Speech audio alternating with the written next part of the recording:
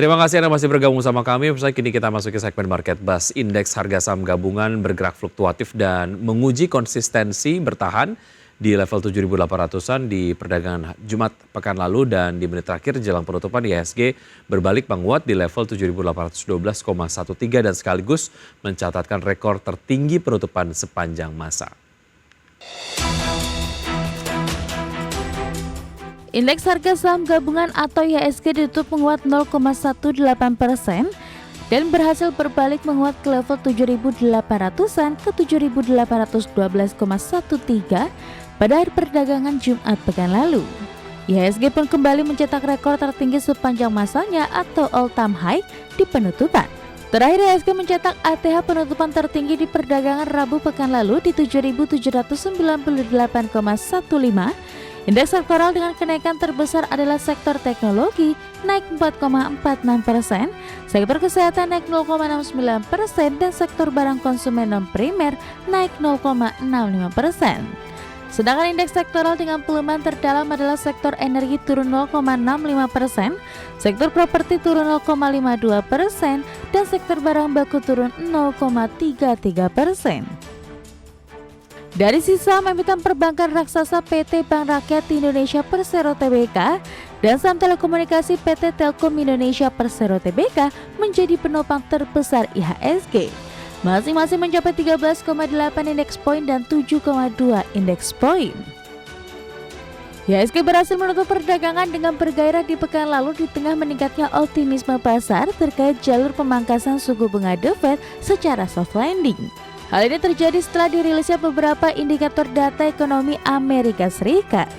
Terakhir, data indeks harga produsen Amerika Agustus lalu naik 0,2% dibandingkan dengan estimasi pertumbuhan 0,1%. Secara terpisah, klaim awal untuk tunjangan pengangguran negara mencapai 230.000 untuk minggu yang berakhir pada 7 September sejalan dengan perkiraan pasar. Kombinasi pasar tenaga kerja yang cukup stabil dan tren inflasi yang melandai semakin memperkecil kemungkinan The Fed memangkas suku bunga sebesar 50 basis poin di pekan ini. Menurut perhitungan CME Fed Watch Tool, kini pasar melihat peluang pemangkasan suku bunga The Fed sebesar 25 basis poin sebesar 65%. Berbagai sumber, IDX Channel.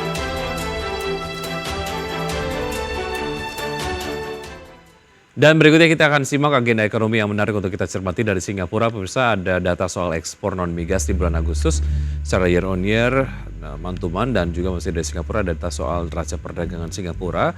Kemudian dari Indonesia ada neraca perdagangan Indonesia di bulan Agustus. Kemudian juga dari Jepang ada indeks aktivitas tersier di bulan Juli. Dari Eropa ada data soal sentimen ekonomi Jerman di bulan September, dan juga dari Amerika Serikat ada penjualan retail secara month on month, secara year on year di bulan Agustus, dan juga ada data soal produksi manufaktur secara month on month di bulan Agustus.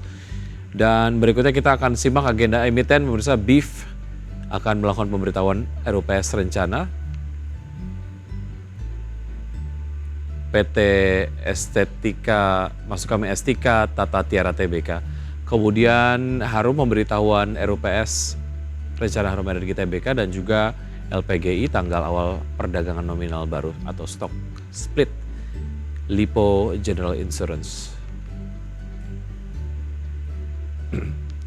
Dan pembukaan utama, maksud kami pembukaan untuk bursa-bursa utama Asia di pagi hari ini. Nikkei dibuka melemah 1,4% di level 36.071. Kemudian SCI Singapura dibuka menguat 0,5% di level 3.588. Kospi Korea tutup, kemudian untuk Hang Seng Hong Kong dibuka melemah 0,2% di level 17.386.